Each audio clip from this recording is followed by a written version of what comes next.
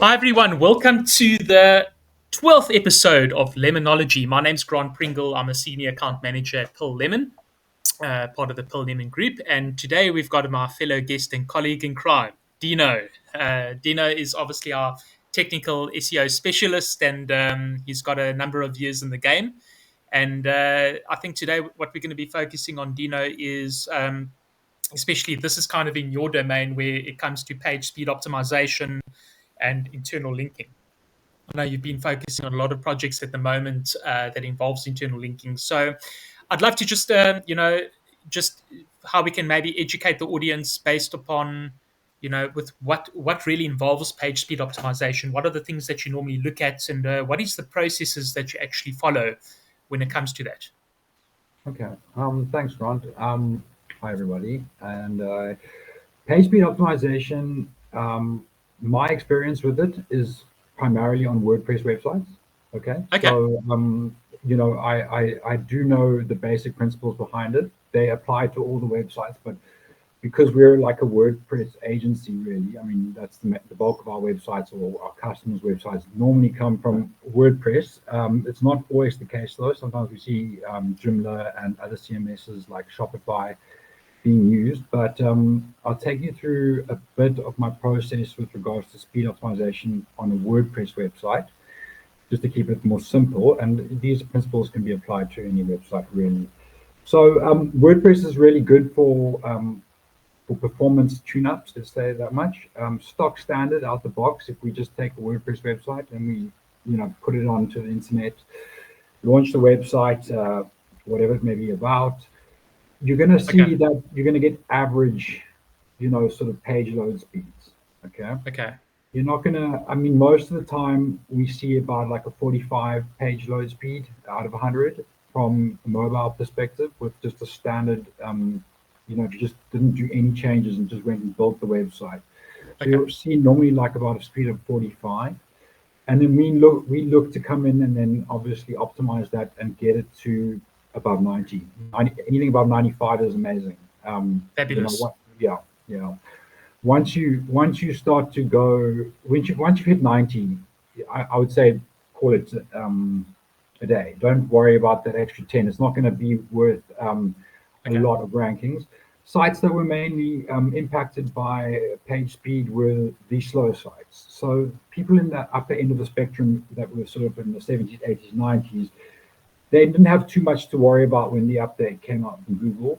However, the slower sites in the 30s and the 40s, they needed to up their game in terms of the site speed. So my process with it is normally, like start off with the simplest sort of factor, which is, I always say, your images, which is just a really basic one. It's not technical at all. Just if we take a web page and, we want to make the web page as light as possible. So standard images that come out of libraries are often incorrectly sized and they are not compressed, Also bearing that in mind, they're not in the correct format. So the internet's now changed. In the old days, it used to be JPEG or PNG images.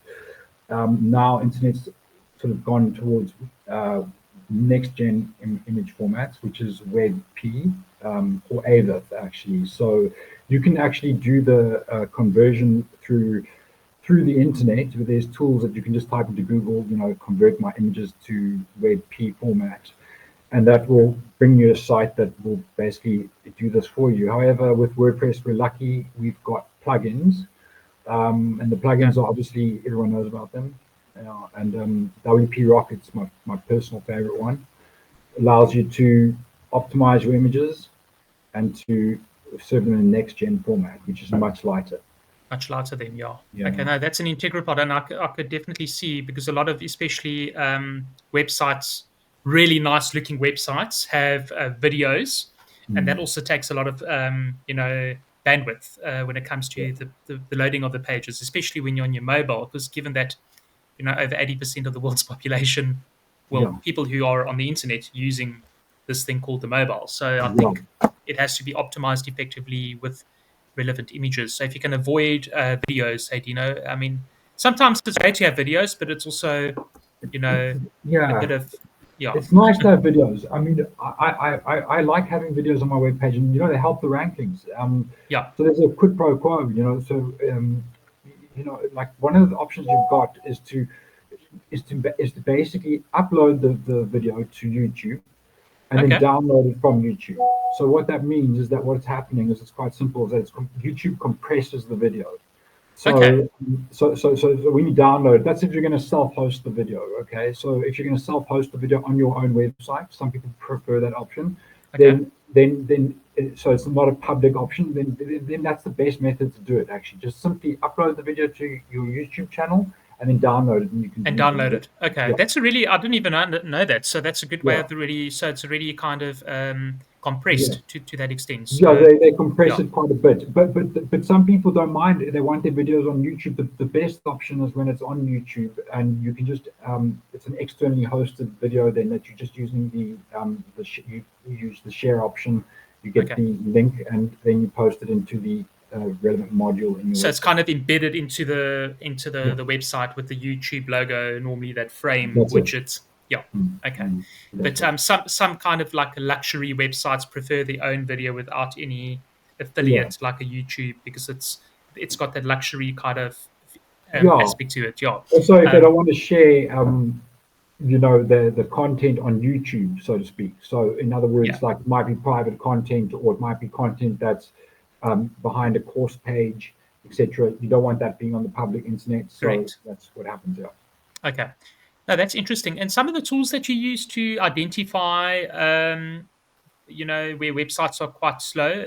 I know Yeah. there's GT metrics that we normally use, but Mm. are there any other platforms you use to monitor? Yeah, yeah. So there's a whole thing, right? So when we look at like Google page speed, Lighthouse scores, Okay. the page speed scores, that's the web development platform that Google has launched, and you can just type in there into Google page speed. What is happening is we're looking at it on a page by page basis. Okay, so Okay. what's happening is the mistake that we people can make, and I've made it, is that I think, well, I've got a good page speed score, it's 95, and my website's fast. But that can only mean that the website that score is only relevant to that particular page. So if you've typed in the home page on your Google result there or your GT metrics, I think it's the same, but it's only relevant to that particular page. So that page, it might be the home page, is getting a score of 95, but you've got 400 pages on the website that are still loading in over 3 seconds, which is too slow. So Oh wow. to actually iron out that problem, what we use is actually Ahrefs, and they've got a performance tab. Once you run the site audit, you run just a standard site audit, so you load your site in there. You can do it from a free webmaster's account as well, so that you don't actually need to have the paid version, if I'm not mistaken. But then you can then see the load time for every single page on your website, and it will identify where the problems are. So you can then see what the sort Oh, of that's a really good way. So Ahrefs, besides being an SEO tool, it's a good way of, performance. performance too. So I'll Mm. definitely keep that in mind when I'm doing my own Yes, because we want to scoring. rank individual web pages too. We don't want to rank just the home page. It's like, Yeah. you And know, that'll actually pick up the pages yeah. effectively. You'll know which ones to kind of focus on. Then you can It might see, have, yeah, yeah, you might need to compress those images or you might need to, yeah. manipulate a few things. But So you can take on then the role. And now I haven't done speed optimization for almost a month now. I've been working on more on-page side of things. okay. But like I'll give you just a bit of a background quickly. So besides like compressing images, which I think everybody would know about, it's pretty much general knowledge. You've also got to like look at certain other factors. That's your CSS. Okay, so you would want to. You've got the style sheets and you've got your JavaScript as well. So you've got HTML, CSS, and JavaScript. So And first thing JavaScript. you want to do, CSS is more the design layout of that's it. Yeah, yeah. yeah, Okay. yeah. So what happens is we've got all these style sheets from CSS, for example. I'm just going to take CSS. It's a language. It's used to design web pages. It's pretty simple. So we have all these style sheets. So what happens is that with the functionalities that are given by plugins like WP Rocket, and there's a few others as well for WordPress, W3 Catch and Auto Optimize, but WP Rocket is the best. You are able to actually then say, right, specify those style sheets, which take quite a long time to load. If you're doing it via the, you just need to check which web server you've got, what their loading method is, if it's HTTP1 or HTTP2. Okay. If it's HTTP2, then basically you don't need to combine all the style sheets, okay, because they will load, they load concurrently, okay. If it's HTTP1, then you should then combine style sheets because they load one by one. One by Okay. one. Okay. Yeah. So you just check that out. On top of that, you've got lazy loading of your images, which is normally below the fold. So what happens is that it won't load those images below the fold, which is that first piece of content you see is called above the fold when you go onto a website. Then the Okay. stuff below that is below the fold. So the lazy loading only loads that content once you start scrolling down. That kind of helps too. Okay. Yeah, yeah, I can So go it on and hides talk. that for now because it's not loading everything. It's Yeah, only a certain section where yeah. the visual aspect is, and that's by the scroll. So the It's more you literally, scroll down, the info above is like hidden, and yeah, then it's focusing on the actual content you're viewing. Yeah. yeah. And then we Okay. have then there's if, I mean this can go on for hours, you know, speed talk alone. But you know you've got your core web vitals. Now even I don't know all of them off by heart. I mean there's a new one every week almost or every Okay. month. So there's quite a lot. But you've got aspects like largest conceptual paint, CLS, which is communicative layout shift. I know that you want to get your core web vitals quite good. You know, Quite good. Yeah. a lot of the websites are failing on the core web vital tests. That's throughout the spectrum of websites on the internet. Most of them are because it's something you have to really kind of build your website with it in your mind. What is the one factor that I see that I'm always affected by on core web vitals? It's the CLS, community layout shift, and that's Okay. yeah, that can be solved with just specifying your image or your video sizes and dimensions. They're Oh normally wow. missing. Okay. Yeah, yeah, Sure. CLS. I'll definitely make a yeah. note of that. Community layout shift. Yeah, Okay. Wow.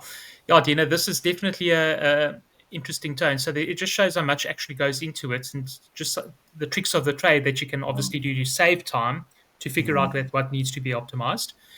Then just moving on to internal linking, Dino. So I think that's a really good summary of the page speed side of things. So that yeah, hopefully will give our listeners and viewers a really good idea on where to look for, what to look out for, yeah, and definitely your languages. You need to really look at that too. Your HTTP 1 and 2. Um, so yeah, that's a really good understanding. And then based on that, for internal linking, what would you say?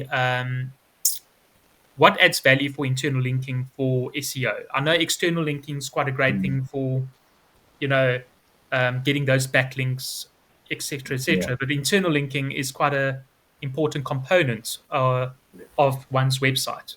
You know. yeah, yeah. So my opinion is that basically it's the most overlooked quick win that any webmaster can make Okay. on if you're looking to do SEO and you're not doing internal linking, then you're missing a huge component of SEO. Now, what happens is that, well, I certainly made this mistake and I learned from it because I used to build a lot of websites and I never used to internally link them up properly. Um, Oh, okay. yeah, when I started, you know, and I didn't realize that by simply adding internal links, it would make such a big benefit to the rankings. And you know, that's not okay. Now I'm putting it on a very basic level. Obviously, like you could say, I could just throw a link into this page and this page and this page. It doesn't quite work like that. So there are some factors that take up a huge consideration when you internally link. One of them is your anchor text. So in other words, that's the text that's used to link to the actual page you're going to. So if you're going to link to a page about dog food or something like that, then you would want your anchor text to be sort of like to say maybe even the keyword sometimes dog food or something descriptive that's close to this to the keyword. So it would be like best dog food or delicious dog food varieties or something like that. But That's what you've got to try and do, is you've got to try and create anchor text that's relevant to the page you're linking to, so that it gives Google a good idea or description of what it's about to go towards. And another trick you can do is that on the actual page that you've got a page that's going to link to the other page. So what you do is you create on your page that it's linking to the other page, you actually put anchor text with the same URL of that page that it's on. So the idea there is that Google, it's a trick. It's actually showing Google is putting so much emphasis on anchor text in understanding the web pages that you could actually, one of the tricks is above, quite high up on the page, is to put a link in that links back to the same page that you're on at the moment. So it's actually just gives it a little boost. Yeah. Oh wow. It gives Google a bit of an understanding on what that page is actually about. So if you actually put some anchor text linking to the same page, it's actually showing that. So that page you're chatting about, let's say best dog food, you'll anchor text that to that specific page where that dog food can be found. Let's say if it's no. So in other words, it's a confusing idea. So if you're on a page, let's just say anything like the best teas in South Africa, and you're on that page, and now you're going to link to another page. Okay, you can actually create a link firstly on the page which you are optimizing on, which is best teas in South Africa. You can create a link back to that same page. So you don't link to any other page, you link to the page itself. And that anchor text shows relevance or shows a contextual understanding of for Google on what the page is about. It helps. It definitely helps you. Yeah. And do you have to put anything in the anchor text? Is it just a URL link to that? No, never just word? a URL. Don't do that. Okay. So you need to link it, right? So you're linking it on that word, but what besides just a URL that you're adding, what else would you? So for internal linking, there's like a whole range of different strategies. You can go for like cluster approach. You can go for, all sorts of different approaches. What you're putting there on that anchor text is, so say you're linking to https slash the URL, you're going to have then anchor text which basically describes that link to Google, which is what you see on the page, what you click on, and then that takes you to the page. Now that anchor text needs to be descriptive of the page that it's going towards. Okay. Yeah. Interesting. It should be. I mean, you can put generic like click here, but it's not going to do you that much favors. So, that sort of idea that we're going to put 100 click here's on a page to other pages, as maybe it's a roundup page or that kind of thing, it doesn't actually help as much or pass as much value on towards the next page that it's referring to, as if compared to using descriptive anchor text. And then, Dino, there's also types of other internal linking. So if you're talking about best teas or let's say best dog food, that will go to that specific page, but not only to that specific page, it might go to a specific section of that page because there's other related dog food. So if you're talking about a specific dog food, then an anchor text could be an anchor, right? So it's going to a specific section. So when it goes to the site, it actually goes down to that specific page. Those are internal anchors. That's basically you use the ID of wherever the part of the page is. So you put an ID tag into the code. It then basically you put your link at the top of the page, maybe if you want to break the page down into sections. You just simply click on that link at the top of the page, which will take you to the relevant section on that actual page. It automatically scrolls down to that. Now, it's exactly when you're writing blogs, you'll have your anchor introduction. So you'll click on this and it'll immediately take you to that section. So now the new, Google's been getting like more and more strict, I think, with its guidelines, and they want to see in the blog post now that we've got a table of contents in the beginning, which basically has got all the different parts of your blog post listed. So it would be like 1 introduction, 2 first section, and then you should be able to click on that table of contents, and then it will take you down to the relevant section on the page. On the page, then. That's an idea. There's that whole idea again coming forward about linking to the same page, but different parts of the page maybe, so it'll take you down. So that's maybe a benefit there as well. So include a beginning section which has got those links in it on your blog posts. It's probably a good thing. And Dino, can I just ask you for blog posts? I know some of our clients like WordPress or Webflow that we use, we just add the Mm, content in and the images and the alt text and the internal linkings and whatever. But I know other content writers or other content specialists use HTML for mm, coding mm, the blog content.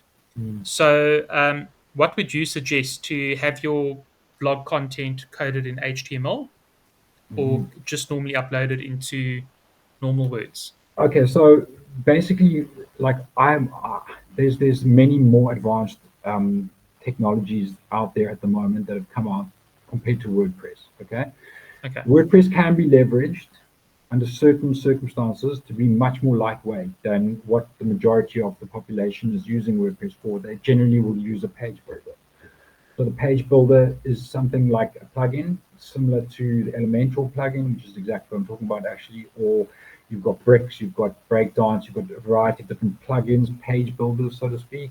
Okay. Now these page builders add weight to the page because that's the nature of what they do. They add weight, make the code heavier. So the code's heavier and therefore it takes longer to load, and there's just a few other things you've got to bear in mind. So on that note, with WordPress, we need to basically do it through the content management system, which is the WordPress system.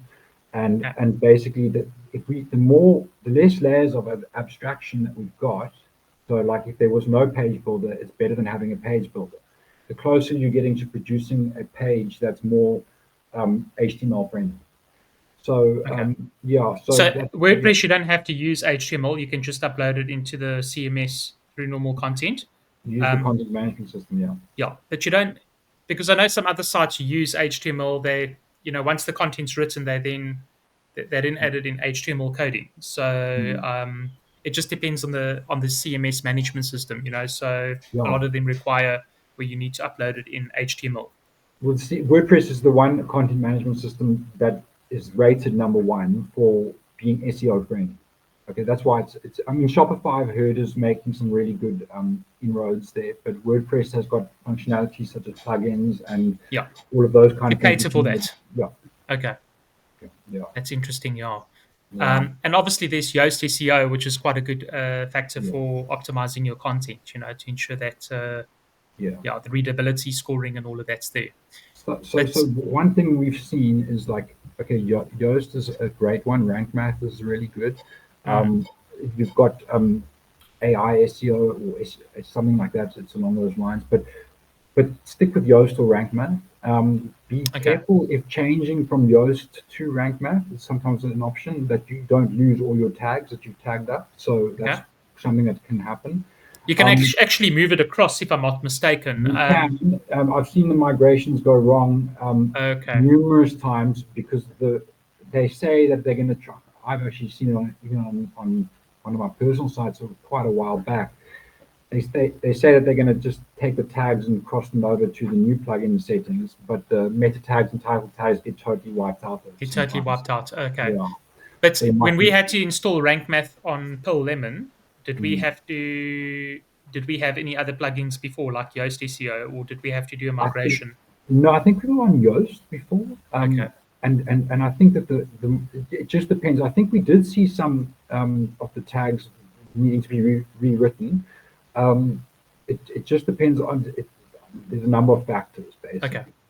Yeah, so with WordPress, we've got a functional system. Why we use WordPress, I think, is because it's functional. It's not the latest cutting edge platform that's out there, but it's giving us it is still rated number one CMS system in the world for SEO. So they okay. built it with SEO in mind, which is giving That's us sort of help. fantastic. Yeah. Sure, Dino. So in terms of internal linking, then yeah, I mean, it's just good to also, based on the content you're writing on, it's good to make relevancy, and Google loves Yeah, relevancy yeah, towards what you're pointing to. So across all your respective pages, it will definitely help. And the more internal linking you can do, that will obviously improve yeah, the user experience from a user perspective. Just from a yeah. navigation point of view, from a Yeah. readability standpoint of view, and all of those aspects. So one of the tricks that I've seen lately, so internal linking, if you've got a page, right? Okay. and you kind of like want to rank that page. Okay, Yes. so say let's just say you've got this page, you want to rank that page. That All page. great. Yeah. Okay, so what's the best thing you can do to get that page to rank? Well, one of them is to get external backlinks to that page, because we Okay. always tend to focus on getting backlinks to the home page, and that's a mistake, because we're not trying to rank the home page. As No. it shouldn't be the priority, but Yeah. many You want to people, go for your money pages, man. You want to go money for, pages, yeah, yeah. you want to go for, if it's a education institution, you want to go for your courses. You want to There go you go. for, Yeah, so we yeah, need to remember to build backlinks to those inner pages, yeah, but we don't. And everyone always goes for the home page, and that's natural though, because websites also will naturally link to your home page as it's your URL, mm, as opposed to if you've actually done a reaching out campaign. yeah, You should, rather take into account the value of getting a couple of relevant and authoritative links from, from external sites that yeah. come towards your internal pages. That's going to be a Especially quick if you're win. an agency like us, Yeah. you want to utilize your service offerings Mm. pages where you could get backlinks for. Yeah. So then we if we can get the backlinks from the external pages, even if it's two or three, okay. Yeah. If you can then leverage then if you use Ahrefs, you can then see your internal links suggestions. Okay, so it actually offers you a section which enables you to see what the suggestions are. So the idea is that basically each page is given a certain amount of page rank. With that page rank, that if they are internally linking out to other pages within the website, they can pass that sort of power that they've got um, to the other pages that they're linking to. So certain pages will have more power than other pages. Okay. And generally, we find that the pages that are linked to more have more SEO rank, page rank. Yeah, More page rank. Yeah. yeah, Yeah. Makes perfect sense. yeah, yeah. But Dino, I think yeah, we've definitely touched on a lot. Yeah, I But know. that's a really good summary, all in all. And I think what you obviously mentioned was when it comes to internal linking, you also want to ensure there's the what did you say, the um, when you go into that specific page, the it's just Anchor lost text, my anchor text, the anchor anchor text, text. anchor Yes, text. there we go. The Yeah, anchor text. That's the yeah. most important part. So, Because but as they say, hey, I mean, you must remember everything in SEO is kind of like is a little bit speculative. I mean, it has been. I mean, we can say because we've done as a result of X, Y was the result, so we yeah, can understand that. But well, there is a big school of thought that anchor text and how important that is. So I would follow the best guidelines on that one okay. and definitely optimize accordingly. Yeah, no, that's incredible. But anyway, but I think that wraps up everything for today. It's been really, really some good insight, and thanks for sharing everything from your side, Dino. But I'll be sure to catch you up on the next podcast. Perhaps we can delve into Yeah, the other features, depending on what's next on your next project. So it'd be yeah. great to look at that. And Yeah. but hopefully, SEO is so big, SEO. It's like we can talk for hours on SEO. I mean, the I'm nature sure. of the subject is it's so And vast it's and it's constantly evolving. It's yeah, just yeah, especially with AI in place now, there's a lot happening, so one's yeah. got to be just careful how to go around that. Just got um to yeah, take a I think that well, there's a couple of approaches to take towards it now, but at the moment, SEO is an interesting field to keep your eye on. Yeah. definitely. Awesome, Dino. But thanks so much for your time. It's been Okay, really cool, great man. chatting. But Thanks, see man. you on the flip side. And Yeah. to all our viewers, keep an